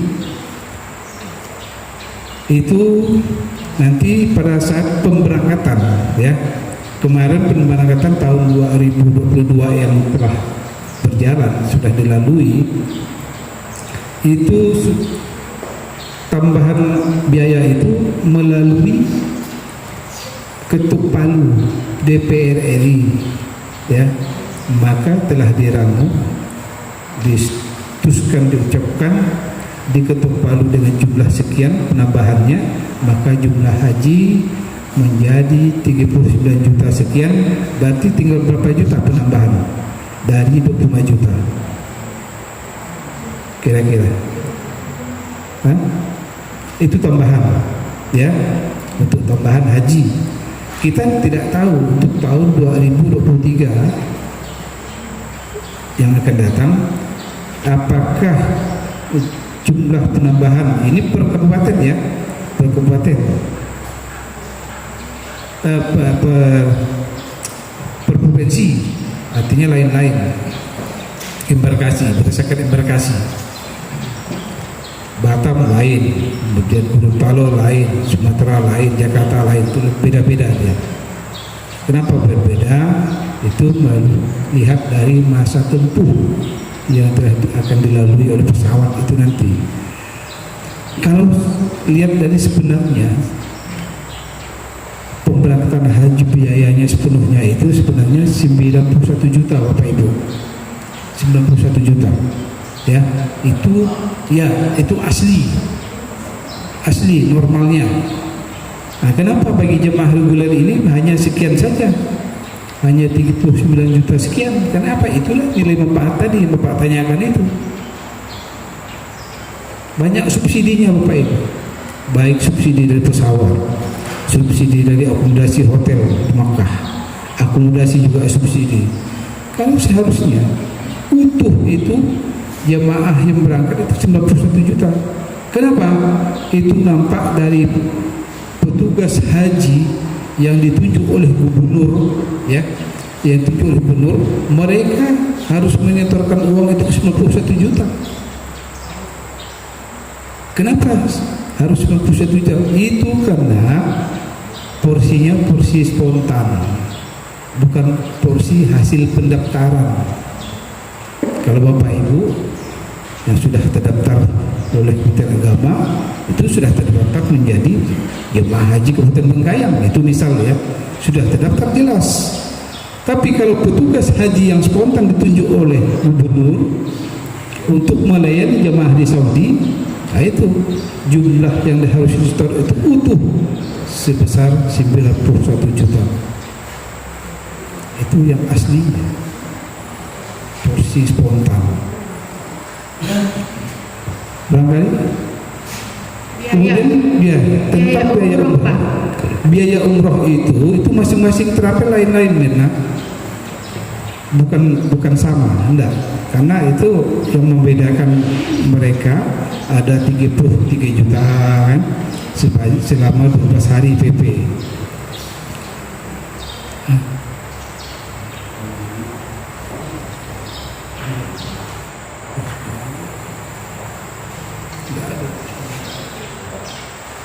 Jadi harus ditimbang lah ya, masing-masing terapi lain-lain.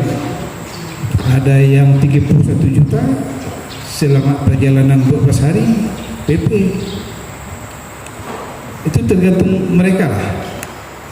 barangkali itu trik mereka untuk mendapatkan calon penerbang, calon jemaah mereka. Itu barangkali itu ya. Dari Pak Kantor Sedikit tambahan. Saya lihat yang berdua itu tadi kan datang Budi. Nah, jadi sebentar tadi sudah kita sampaikan. Jadi BPIH atau biaya penyelenggaraan ibadah haji itu ditetapkan melalui peraturan pemerintah setelah dibahas di DPR RI di Komisi 8. Berapa biaya yang silahnya ditetapkan untuk pemberangkatan haji di tahun yang telah diajukan oleh peserta. Masih ada yang kerap, masih ada yang nyimpan unek-unek. Silakan kalau sambung. Ada lagi? Pak Fahmi, silakan Pak Fahmi. Pak Fahmi dan Garang langsung tanya. Assalamualaikum. Saya mau tanya, jadi saya mau nanya juga. Pertama yang perlu saya tanya masalah kesehatan itu. Saat ini tadi COVID masih tetap berlaku di Arab Saudi. 3 kali vaksin baru bisa berangkat. Saya itu udah kapak vaksin dan bisa vaksin. Jadi kalau menurut saya nggak pernah terima orang ini gimana ya? Karena saya pilih lagi vaksin, darah saya 200 lagi. Datang ada program aja, saya vaksin lagi 200 lebih. Dan berapa kali saya datang nggak terima. Jadi kalau memang ada rezeki saya diberangkatkan, bagaimana solusinya ya nantinya? Akhirnya pertama saya. Karena kemarin saya ke Sydney. Jadi Pak Camat buat nanya, ada program di Sydney orang tua yang masuk Islam cara berangkat. Ini ada biaya bagaimana? Ya nanti saya tanyakan kemarin. Nah ya, terima kasih. Wabillahi taufiq wal hidayah. Wassalamualaikum warahmatullahi wabarakatuh. Waalaikumsalam. baik nanti Pak Dewa. Begitu Pak di berangkat haji nanti pandemi sudah berlalu, jadi tidak lagi ada suntik-suntikan ya. Kalau waktu daftar tidak ada ditanya vaksin-vaksinan, daftar haji mana dia daftar, tapi waktu nak berangkat tapi bila sudah 20 tahun yang datang pandemi sudah berlalu, Bapak tidak perlu lagi vaksin. Yang mana? Kalau kita ditanyakan. Nah, tapi itu aturan Pak. Artinya aturan itu berlaku, tidak tetap. Berarti Pak PKW sementara karena kondisinya ada pandemi itu. Jadi secara relatif di tahun-tahun mendatang saya dan tidak ada lagi mempersyaratkan itu. Ya ini saja kita kembali normalnya sebelumnya tidak kita pakai vaksin, kembali normal. Nah, yakin aja. Terus kedua, jangan yang duit daftar. Kalau kemudian ada haji, tapi mudah diberangkatkan secara khusus.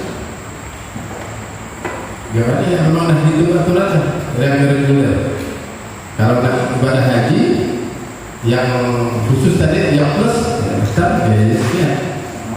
Nah, muncaratunya nak pagi kita nak suci bantu mengalir jadi pagi pulang. Tahun itu berangkat mungkin tahun itu dia berangkat, tahun itu tahun itu berangkat umroh. Itu solusi cara kita nak pagi kita nak suci mengunjungi Baitullah. Kalau memang dari segi ukuran umur kita tidak bisa datang haji, tapi niat hajinya tetap. Jika kadang faktor usia, istiqomahnya tidak dimiliki, ya satu-satunya cara yang cepat umroh. Itu solusi. Demikian Pak. Siap. Puas sih Pak Fahmi. Baiklah, dari sekian penanya saya menjawab ini. Banyak hal yang ditanyakan itu memang maunya kami sebagai panitia bahwa ada respon dari peserta dari hasil materi disampaikan oleh Pak Kantor. terima kasih. Hujat apa? Ada lagi? Tadi kan kata Pak Fahmi, seandainya kan dengan berangkatnya nggak apa 10 tahun ke depan Pak. Tapi kalau seandainya dia dah nabung 10 tahun yang lalu, kan dulu kan saat corona, lalu saat itu ada corona, tapi tiba-tiba dia nak vaksin, dan saya karena darah tinggi, dan saat itu masih ada COVID di Mekah misalkan ni, ada bagaimana Pak solusinya? Karena dia kan tak ada vaksin ni, tapi dia dah tahan sampai Pak. Olah, dibantu ke depan Pak Fahmi CPD. Baik, akan saya sampaikan. Setiap jemaah haji itu ada kan protokol kesehatan, ya. Itu kan seleksi. Tahap 1, tahap 2, kemudian vaksin meningitis, vaksin flu, ya. Itu yang dilalui oleh para jemaah. Bahkan ada yang tambahan, nanti ada 3 lagi, ya. Ada namanya poster semacam itu. Masalah pergi atau tidak itu kebijakan itu harus disampaikan oleh Kementerian Kesehatan. Maka keputusan itu ada Kemenkes. Berangkat ataupun tidak Bapak Ibu atas dasar kesehatan Bapak Ibu, maka keputusan itu akan dicetuskan melalui tertulis oleh Kementerian Kesehatan. Berangkat atau tidak Bapak Ibu. Kalau tidak berangkat, itulah maka yang harus kita patuhi. Karena kalau ibu dikuatkan juga berangkat, mereka telah melanggar aturan, tidak mematuhi. Rasanya Bapak Ibu sudah memaksa juga untuk berangkatkan. Namun itu sudah bentuk peraturan, harus menjaga kesehatan. Istiqomah itu telah disampaikan oleh Bapak Kantor tadi. Maka semua itu harus patuhi, harus ditaati. Kalau tidak berangkat oleh Kemenkes, maka Bapak Ibu tidak berangkat. Itu saja. Ada lagi?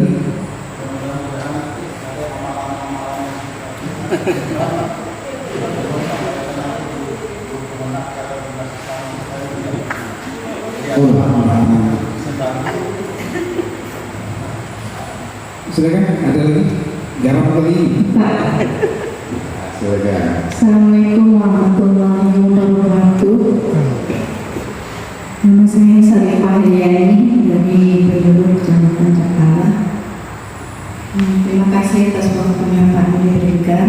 Saya ingin tanya Pak, jadi apabila ada orang yang mau berangkat haji, kemudian dia sudah menabung sekian misalnya Pak, kemudian tiba-tiba ada kenaikan haji, tapi dia belum punya persiapan untuk menambah iuran untuk berangkat haji tersebut, itu solusinya gimana Pak? Nah, kemudian yang kedua kan, apakah pada saat kita sudah pergi haji itu kan di sana tuh kan ada bayar dam gitu Pak ya, kalau seandainya nempuk nyamuk kan mungkin kena dam gitu kan, otomatis kira-kira persiapan berapa gitu Pak, nah yang harus bekal daripada jemaah yang akan melaksanakan ibadah haji. Seperti itu Pak yang dapat saya pertanyakan. Terima kasih atas jawabannya. Assalamualaikum warahmatullahi wabarakatuh.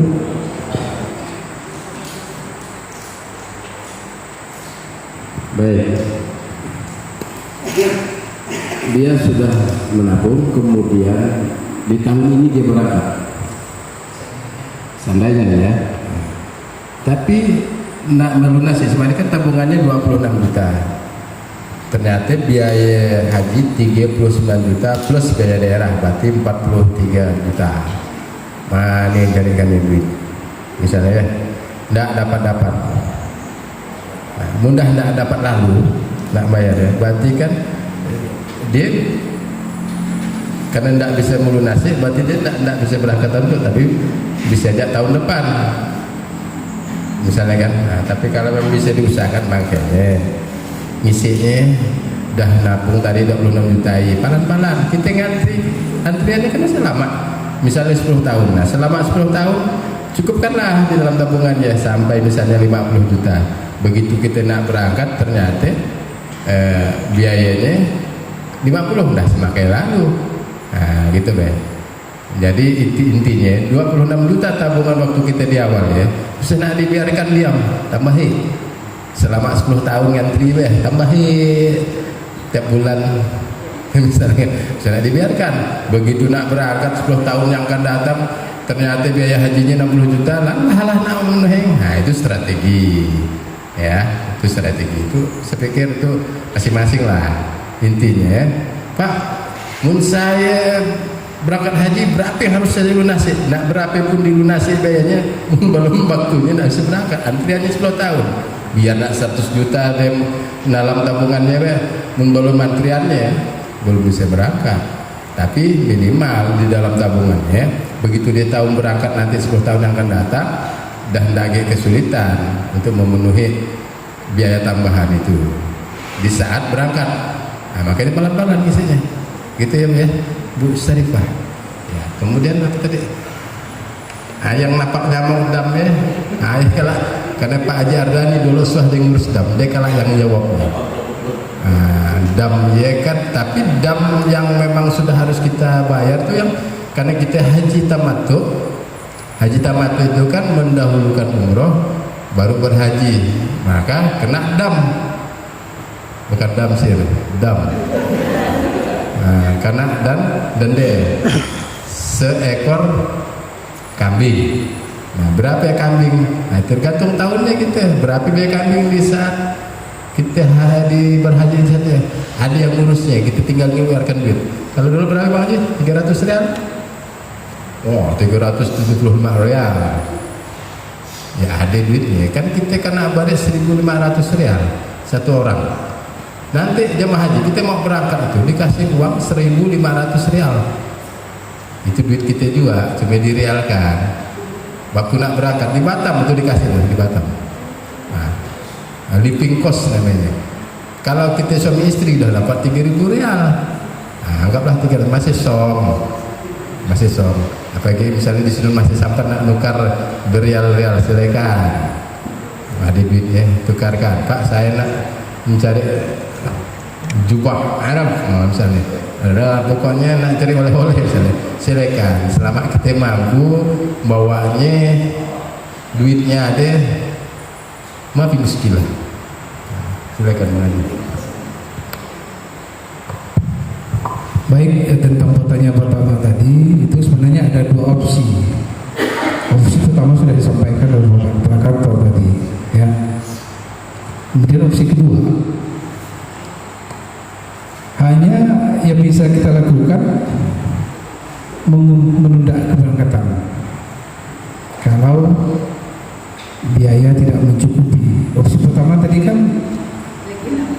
sekiranya seandainya Bapak Ibu daftar tahun 2015 ya, lalu keberangkatan tahun 2023. Ini contoh aja ya. Jadi pada saat Bapak Ibu mulai mendaftarkan diri, mulai buka tabungan di bank penas setoran, tiap bulan boleh nabung tambah gitu. Artinya kita tidak memberatkan diri. Pada saat masa pelunasan tank buka, kita tidak kelabakan, tidak memberatkan diri untuk cari uang tambahan kemana. Nah, dengan yang telah dilakukan Bapak Ibu dengan penambahan tadi ya, barangkali ada 500 masukkan 500, bulan kemudian 500 lagi, bulan kemudian 500 lagi, mungkin Bapak Ibu bisa nyambung 60 juta. Kalau ditetapkan dengan jumlah dana pelunasan sekian dengan jumlah haji tahun 2023 misalkan lagi 40 juta, masih ada kembali uang Bapak Ibu 20 juta. Itu kemudian opsi kedua, kalaulah itu jalan sudah buntu benar untuk didapatkan, cari tambahan tidak ada, pinjaman juga tidak boleh, maka jalan satu-satunya Bapak Ibu harus penundaan keberangkatan. Tidak berangkat setahun yang akan datang lagi. dengan mengusulkan membuat pernyataan penundaan, bukan pengunduran diri ya, penundaan. Jadi kalimat pengunduran diri dan penundaan itu beda, jangan salah.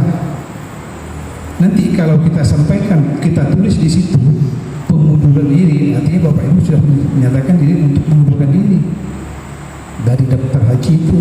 Kalau penundaan keberangkatan, artinya Bapak Ibu hanya menyampaikan untuk menunda tahun yang akan datang.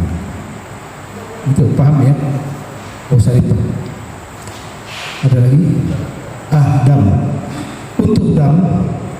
Untuk dam itu kan yang jelas sudah disampaikan oleh Bapak Kepala Kantor. Dam memang pada awalnya ada beberapa macam dam. Dam tadi setelah disampaikan bahwa kita melakukan umroh dulu baru berhaji, itu jelas dam. Kita sudah melanggar itu. Kemudian kita pada saat wukuf itu kan banyak larangan tuh, matahkan pohon nggak boleh, ya empuk nyamuk nggak boleh. Kalau itu ada, artinya kita sudah melakukan hal yang dilarang, maka itu harus kita pertanggungjawabkan melalui ketua kloter. Kemana harus kita membayar dam ini? Maka melalui ketua kloter lah. Atas dasar itu ketua kloter nanti mencari ketua sektor bahwa di rombongannya ini ada yang melanggar dari aturan hukum. Nah, ketua sektor nanti melakukan kebijakan untuk melakukan penerimaan pembayaran dam. Itu saja. Ada lain? Dan boleh berpadu Bapak Rial sesuai dengan ketentuan kemarin ini 375 rial yang harus dibayarkan. Nah, nggak tahu karena setiap tahun beda-beda, ada yang 38 ya, ada yang 400, beda-beda itu. Oke, saja. Silakan. Kau teriak.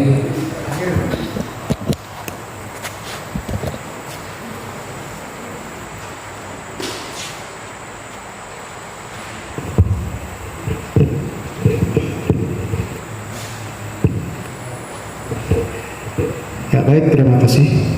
Nah, ini berkenaan tentang dam. Jadi saya juga ingin bertanya. Umpama dam ini setelah kita katakanlah hilang dan lain sebagainya, jadi menggunakan kendaraan dan sebagainya yang tadi disebutkan, seandainya dam itu belum dibayar, umpama belum dibayar pada saat kita buka dan sebagainya, apakah haji kita itu masih tetap dikategorikan ya katakan sah gitu. Kemudian apakah dam itu boleh nanti setelah kita mau berangkat pulang baru dibayar? Umpama siapa tahu kan jemaah kita kan berbagai macam. Nah, jadi sekiranya dengan prosesi dam tadi itu karena kita meminta sempat membayar sebagainya, pertama apakah haji kita itu sah, dan kedua apakah pada saat kita mau berangkat pulang dan itu belum bisa atau bisa gitu. Nah, pada ini terima kasih. Baik, pada dalam dam itu ada rangkaian haji, artinya bayar pada saat itu juga. Boleh tidak berupa finansial, kalau juga ada lain, ya. Makanya kata sudah tadi, maka di situ di dalam kloter itu ada pemberi ibadah.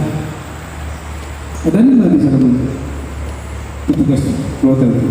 Pertama ada ketua kloter yang mengurus rombongan dalam haji sebanyak 450 orang. Yang kedua pemberi ibadah. Pemberi ibadah itu kita apabila ada masalah kita bisa koordinasi, minta konsultasi, bisa juga minta pendapat. dan melalui ketua bimbing badan.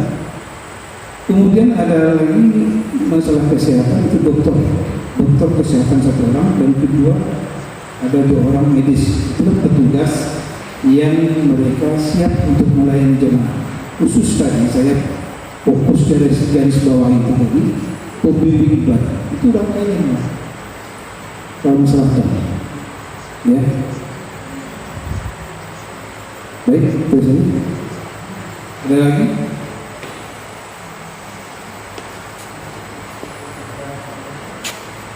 Pak Haji barangkali ada, Pak Haji, silakan. Barangkali nggak ada pengalaman dulu kan? Saya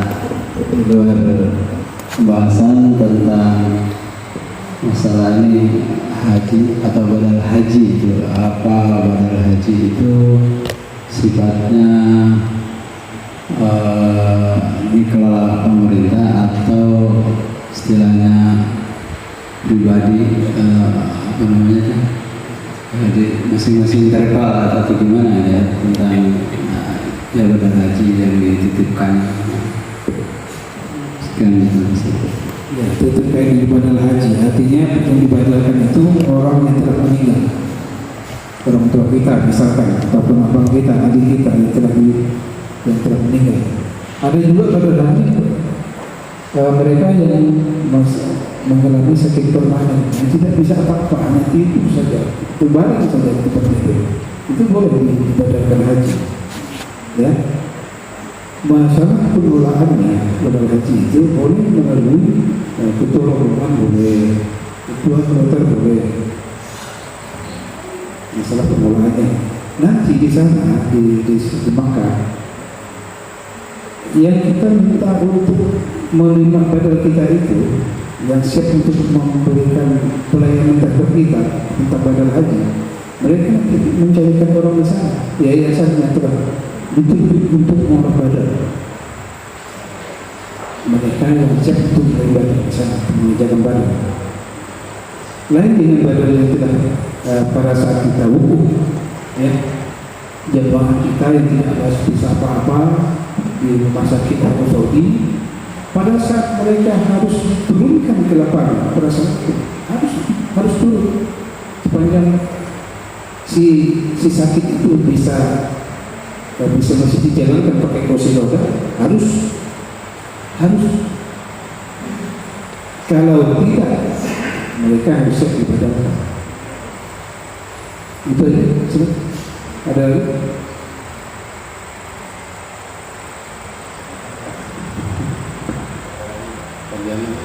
Ada yang tadi masuk. Udah jam gitu.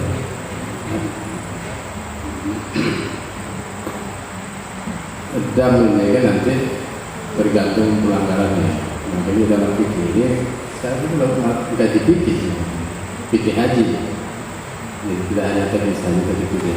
Dam itu kan kalau berdasarkan fikih itu ada terbagi 3. Dam nusuk, dam isa'ah, dengan dam kafarah. Nah, kalau dam nusuk itu yang memang sudah ditentukan. Karena kita jamaah haji Indonesia ini mengerjakan umroh dulu baru berhaji, maka harus membayar dam, dan dam itu wajib dibayarkan. Nah, bagaimanapun Indonesia tetap bayar dam. Rumusnya itu kalau dari Indonesia, karena dia mengerjakan umroh dulu baru berhaji, ya kan? Kecuali jamaah yang memang dekat-dekat Asnun, jadi biasanya langsung mengerjakan haji baru umroh, atau mengerjakan haji langsung. Nah, kalau dah Indonesia karena tidak menusuk dan sudah ditetapkan itulah karena melanggar aturannya, itu sudah ditentukan berapa biayanya, tergantunglah di tahun dia berangkat. Menghargai saja kami harga sekian, itu kan kita punya. Jawaban Pak Azhari 370 rial. Jadi kita tahu nanti di ke depan bisa lebih dari itu, kan begitu. Kemudian dalam isa'ah ini kalau kita melanggar wajib haji. Apa yang wajib haji? Tidak mabit minus dari pangan, tidak melontar umroh, kan begitu. Ada yang tahu apa sebabnya? Kemudian menyembelih seekor kambing juga, atau dengan pilihan berpuasa. Nah, kalau dam yang lain seperti nampak nyamuk dan sebagainya, lupa tiba-tiba bapak-bapak pakai kopiah misalnya waktu ihram, larangan ihram kan, kemudian apa lagi larangan ihram, potong kuku, juga pak gantor ihram, dan niat ihram, niat berihram artinya boleh kita pakai ihram yang putih-putih ya, niat berihram itu tidak boleh lagi melakukannya. Memakai wangian tidak boleh, potong kuku tidak boleh. Bikin napak nyamuk dimakan dari nyamuk. Ya, belum dapat nyamuk selama masa ini. Nah kembali ke nyamuk. Nah itu kalau melanggar larangan ihram, namanya itu dan kafarat bukan tamsil ya. Nah itu nanti kewajibannya berpuasa kalau tidak salah 3 hari, kemudian memberi makan 6 orang fakir miskin. Nah kalau puasa bisa dilaksanakan di waktu dia berhaji, disebut nanti nyambung sudah di dalam air, tidak sempat berada. Yang 2 hari dilaksanakan juga, 1 hari nanti di tanah air. Dia melanggar larangan ihram, itu dah ihram, dah niat ihram, ya, dah niat ihram pakai ihram, mana boleh melakukannya. Memakai wangian sebelum ihram boleh, tapi kalau sesudah ihram niat ihram, boleh. Kuku dan seterusnya. Ada kategori. Nanti kawan-kawan pelajari lah, ini penyuluh semuanya. Fikih haji itu pelajari. Fikih haji, masuk Pak Kawan. Nanti begitu pelajari fikih haji itu. Dan itu ada terbagi 3. Cari nanti di kitab atau di buku fikih haji. Dan ada 3. Dan usul, dan isa'ah, dan kafarat. Nanti pelajari apa dari teknisnya. Nanti tentulah seperti sampaikan Pak PHU, berkoordinasi dengan ketua dengan petugas yang ada. Berapa yang harus kita lihat? Nah, ini kita ikut saja. Tapi intinya waktu kita nak berangkat haji nanti atau nak umroh, ya, perdalam yang boleh dan tidak boleh selama pelajari supaya kita nanti tidak salah. Jadi ada mana sih? Mengingatkan itu. Saya kira kawan-kawan sebenarnya dah banyak tahu ya.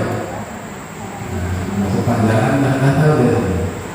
Nanti itu kalau di transisi nanti teknis dalam pembayaran. Tapi kalau soal fikihnya, pemahaman itu nanti kalau bisa pelajari dengan di kitab-kitab fikih. Cari ya. Jam itu terbagi berapa? 3. Jam usul, jam isa'ah, jam kafarat. Nanti cari apa yang boleh dan tidak boleh selama berbulan. Nanti dicari. Itu diperdalam di fikihnya. Ya. Nah, itu ya. Intinya memang bukan itu ya, siapkan ini sangat dilanggar, sangat dilanggar. Kalau nyembelih putih, dan sabar Pak, lakakan haji, dan cukur, ya, dan tahalul ya, dan tahalul kedua ya.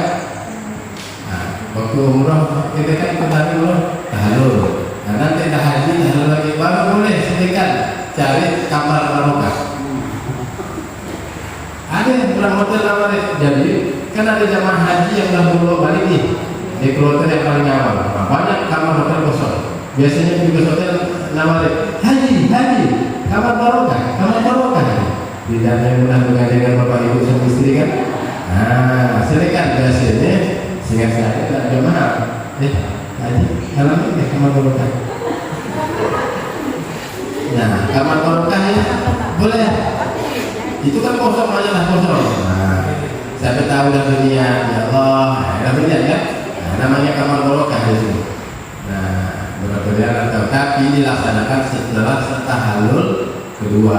Nah, kita cukur yang kedua. waktu umroh pertama nggak boleh masih. Nah kalau ke haji nggak tahalul, ya kan? Nah silakan, baru boleh. Nah ya kalau kena damnya macam motong unte rasanya, motong unte mahal. Nah, jadi ingatkan betul larangannya itu boleh tidaknya begitu. Sebetulnya ada dalam pikiran itu. Nah, nanti diperdalam.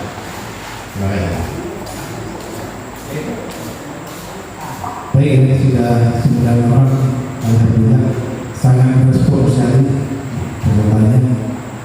Ya, terima kasih. Barangkali memang ada militan lain. Nah,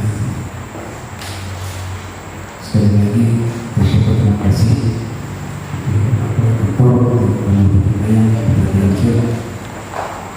Maka tentang ini saya sebagai pemandu acara ini dalam konteks sisi pertama dan pemandu kantor saya ingin bilang kepada Assalamualaikum warahmatullahi wabarakatuh.